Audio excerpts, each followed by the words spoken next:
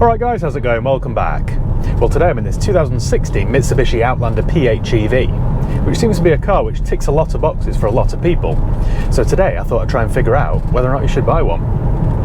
I should probably point out early on that the previous generation Outlander is a car which I despise. Both Citroën and Peugeot did versions of them too, and they're one of my most hated vehicles. I detest them. I've had lots of them over the years and they always seem to sell well, but they always cost me a fortune in pre-sale prep and post-sale warranty claims. They're just utter garbage. Not only is the build quality poor, but the parts are also exorbitant, so when they break, which they will, let's not kid ourselves, it costs you a fortune to get them back on the road. I've had issues with the manual gearbox, the clutch and flywheel are expensive, the automatics are a semi-auto, which makes me shudder just thinking about it. The engines are rubbish, honestly it's an endless list. Anyway, that's all in the past. I'm hoping now with this plug-in hybrid variant, things have changed for the better. Let's see, shall we? This plug-in hybrid Outlander has been around since 2013 and it was one of the first SUVs of its kind. Now interestingly, Mitsubishi claimed this car will do 148 miles per gallon. You heard me correctly, 148. I think that's absolute claptrap, to be honest. So today, I thought we'd test it out. I've filled the tank, I left it on charge overnight just to give it its best chance. So we've got a full tank of juice and a full tank of juice. I'm going to drive this today doing this review, and then at the end of it I'm going to go and top the tank up again and work out my true MPG. Should be interesting this. Here's how it works then. Under the bonnet you've got a 2-litre petrol engine. Now that petrol engine mainly acts as a generator which keeps the battery topped up. The battery's in the boot. Then on each axle you've got an electric motor, so obviously this car's 4-wheel drive. When the battery's fully charged, Mitsubishi claim that you'll get 30 miles on electricity alone, which sounds quite good, but today when I got in this, I unplugged it from the wall and it was showing a range of 10 miles, which is a third of Mitsubishi's claim, which is not so good, is it? This is the problem with EVs. In fact, no, don't get me started on that, that's a subject for another video. Most of the time, the petrol engine doesn't actually drive the wheels, it just keeps the battery topped up. I know from reading the comments on other videos, a lot of you think the plug-in hybrid represents the worst of both worlds, but I disagree. I actually think it's the best of both worlds. I honestly think PHEVs is the way that we should be going rather than full EVs. I mean, think about it. You can do the school run or drive to work without using a single drop of fuel, but should you need to drive up to Scotland or down to London, then you can do, without any range anxiety whatsoever. They just make sense. The battery can be charged using a 3-pin domestic socket and it takes around 4 hours, but it will do a quick charge as well in about half an hour. The conventional petrol and diesel Outlanders were available as a 7-seater, but not this PHEV. This is only available as a 5-seater. And that's because the batteries and other gubbins live where the 6th and 7th seat would normally reside. I'm currently sat here on the dual carriageway doing 60 miles an hour, and there's not too much wind noise or road noise. It's all quite civilised, really. Every time I take my foot off the accelerator, you can see that I'm actually putting charge back into the batteries. So it just makes you drive it more cautiously. I've just set my cruise to 60 miles an hour. I'm not sure if this has got radar cruise or not. I suppose there's only one way to find out, isn't there? No, it does not. My palms are sweaty now. That's not because I've left my heated steering wheel on. There are some clues that this car was made to be a 7-seater. For example, in the boot, you get cup holders on each side. It's like this car was designed specifically for me. In terms of the Outlander's appearance, I think it looks alright. It isn't offensive, it's neither good looking nor bad looking. You're never going to see one and say, wow, look at that. But equally, you're never going to look at one and go, ew, what on earth is that? It's just one of those cars. It's almost like the Subaru Forester. It's just completely anonymous. It flies under the radar, doesn't cause a stir. Moving inside the Outlander, then it's kind of the same story. You can tell they've tried to make it look upmarket, but they've used cheap materials, so everything's quite shiny and plasticky. But having said that, everything does feel quite durable, as if it lasts for many years, so I can't complain too much. It does feel as though I'm in a Japanese car from the 90s. There are too many buttons and they're all microscopic. There are lots of fiddly little buttons which I recognise from old Shoguns and space wagons and that sort of thing. It doesn't feel particularly modern, which is weird because the drivetrain definitely is. Being electric most of the time means it's a nice quiet place to be. Most of the time you just whiz around in silence.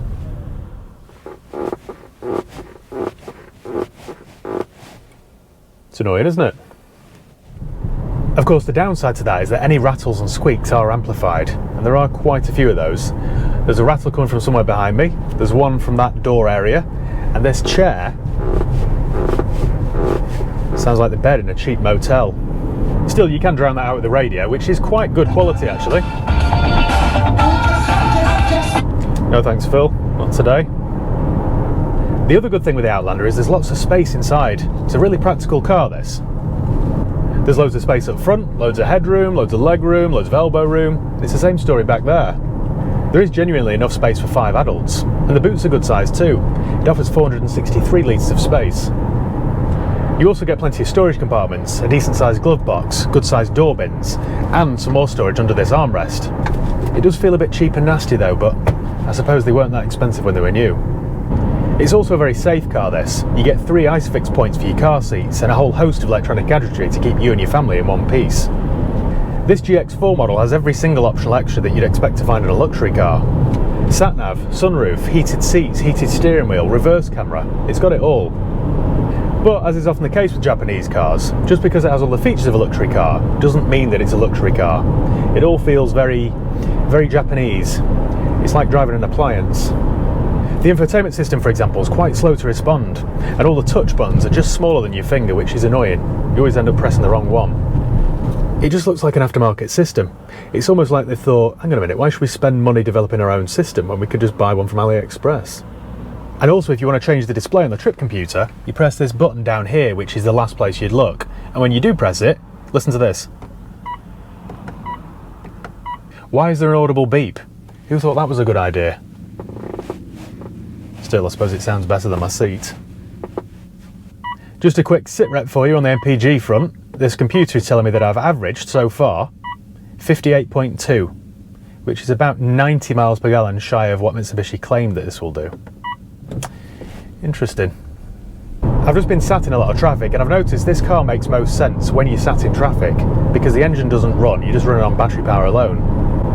So if your commute involves a lot of traffic, then this might make perfect sense. In terms of what it's like to drive, then again, it's a bit like an appliance, which for a lot of people doesn't really matter, does it? It's a tool to do a job, be that the school run or your daily commute. It's all very competent, it's very easy to drive, the steering's nice and light, it's easy to manoeuvre, easy to park, it's perfectly comfortable, it rides quite well. It does have quite a number of things going for it. You do find you drive this like a Prius though, as if the accelerator pedal's made from papier-mâché. You drive it very gently, to try and eke out maximum efficiency. You're constantly gently tapping the accelerator and then quickly backing off to charge the batteries. That's how I find myself driving it anyway. When you're late for a meeting though and you try and hustle this along, then it punishes you with a load of engine noise, almost to discourage you doing it ever again. It does get a move on though, to be fair. Wasn't really expecting that. This does 0 to 62 in around 10 seconds, so you'd expect it to feel really slow, wouldn't you? Well, it doesn't really. It does get going when you need it to. 0 to 30 actually feels quite brisk. I guess that's because of the instant torque you get from the electric motors. I found this car to be happiest when it's going slowly. Most of today I've driven everywhere at 10% below the speed limit. One thing I could say with confidence is that if you do drive an Outlander PHEV, you will keep a clean licence. In terms of handling, then it doesn't really. The steering's quite numb and there's quite a lot of body roll. But on this kind of car, that sort of thing doesn't really matter. It's certainly no worse than a Qashqai or a RAV4 or a CR-V anyway. The more time I spend with this, the more I find myself liking it. Thinking about it, it would make a perfectly sensible family car. I do like the fact that most of the time you're just whizzing around in silence. I can see the appeal of that. And also this only emits 46 grams of CO2 per kilometre, so it's ULEZ and clean air zone friendly. Also, servicing costs shouldn't be high, but one thing to mention, Mitsubishi have now pulled out of Europe, so there are no more Mitsubishi main dealers to go to. That means you'll have to service your Outlander PHEV elsewhere, but parts shouldn't be difficult to get hold of, most places still stock them. And because the Outlander was a very popular car, you should be able to find spares on eBay, places like that. You know, for example, if you need a new wing mirror, or headlight, or tail light. Used prices here in the UK start at around £7,000, but that's going to get you a high mileage, low spec example. You'll have to spend around £10,000 to find one with under 100. For one like this is a 2016 with 77,000 miles, full Mitsubishi history, and it's a very good spec. This will set you back around 15 grand. So it is a lot of car for the money, if you can tolerate the odd rattle or two and the 90s Japanese interior. In terms of reliability, this might sound a bit vague and baseless, but if you find one that's been looked after, then you should be alright. That sort of thing wouldn't worry me anyway. I wouldn't worry too much about that. Things seem to have improved since the previous generation. In 2018, the Outlander got a facelift, and it also got a new engine. They did away with the old 2 litre and replaced it with a 2.4. So if your budget would stretch, then I'd probably go with one of those. One of those will set you back around 20 grand. And interestingly, they also did a van version. You could buy a commercial Outlander PHEV with only 2 seats. I just thought I'd mention that because it might be handy to know if you're a tradesman. Tradesperson? Tradesmen? Who knows these days? It's a minefield, isn't it? Well, I think that's about it then. Overall, it's a pretty decent, competent car for anyone wanting a sensible, eco-friendly family car on a budget. I think now we'll go and top up the tank and work out the real MPG. Right, well here we are then, good old Morrison's. This will be quite interesting to work this out. Oh, look at the old 6 Series CSI. Right, here we are then, good old Morrison's. I'm genuinely intrigued to see what I've done. I've done 55.6 miles today. Now this claims to do 140 miles per gallon, which I think is a load of rubbish. I'm expecting to have used 1 gallon of fuel, which will mean I'm not some sort of goodwill hunting maths genius, but even I could work out that 55.6 miles, if I use a gallon of fuel, that will be 55.6 miles per gallon. Let's have a look then.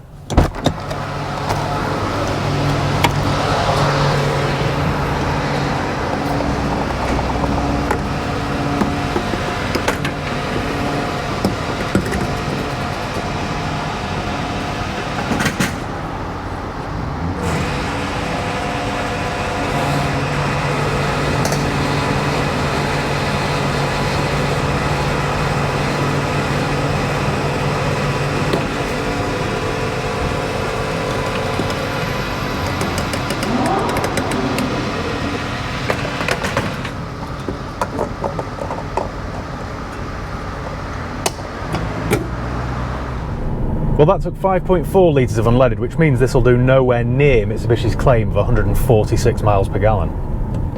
So I've used 5.4 litres of fuel to do 55 miles. So this has roughly used 1 litre of fuel for every 11 miles.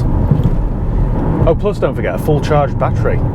It's not great this then, is it? I mean, it's not bad for a car of this size, but it's nowhere near the 148 miles per gallon they claim. Where did they get that figure from? They must have been to the VW School of Mathematics.